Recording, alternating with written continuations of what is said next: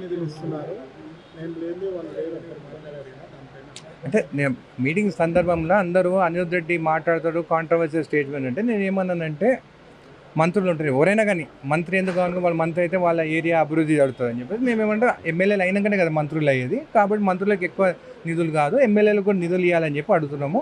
ప్రతి ఎమ్మెల్యే కాన్స్టిట్యున్సీకి ఎన్ఎం శ్రీనివాస్ రెడ్డి గారు చెప్పినట్టు 25 కోట్లు కలెక్టర్ పీడీ అకౌంట్ ఉంటే మేము ఏ గ్రామానికి పోయినా కానీ డ్రైనేజ్ కానీ రోడ్లు కానీ చేసుకునేదానికి ఉంటుంది అని చెప్పడం జరిగింది. 2 సార్లు అయితే నేనే ముఖ్యమంత్రి అయితే అంటున్నారు, మీ ఆలోచన? 2 సార్లు మళ్ళీ నేను గెలిపిస్తే సీఎం అభ్యర్థిని అవుతానని నేను చెప్పడం జరిగింది. ఎందుకంటే రీజనల్ పార్టీస్లో ఫ్యామిలీసే అవుతాయి కానీ ఇది కాంగ్రెస్ పార్టీ స్వేచ్ఛ ఉంటుంది, అందరికీ అవకాశం ఉంటుంది. అందుకే జడ్చల నియోజకవర్గం ఇప్పుడు మీరు చూడండి కొడంగల్ ఎంత బాగా డెవలప్ అవుతుంది, వాళ్ళు రేవంత్ రెడ్డి గారిని గెలిపించుకోవడానికి ఎంత మంచి డెవలప్ అవుతుంది. అట్లనే ఇంకా 2 సార్లు ఇప్పుడు నేను ఫస్ట్ టైం ఎమ్మెల్యేని ఇంకా 2 సార్లు గెలిపిస్తే ఇది కాంగ్రెస్ పార్టీ ఎవరికైనా ఛాన్స్ ఉంటుంది. మా ఫిషరీస్ చైర్మన్ ఉండే అప్పుడు అందరూ ఉంటే బీసీ కానీ ఎస్సీ కానీ ఎస్టీ కానీ ఎవరైనా కానీ మంచి అభివృద్ధి 2 సార్లు 3 సార్లు గెలిస్తే కాంగ్రెస్ పార్టీలో అవకాశం ఉంటుంది.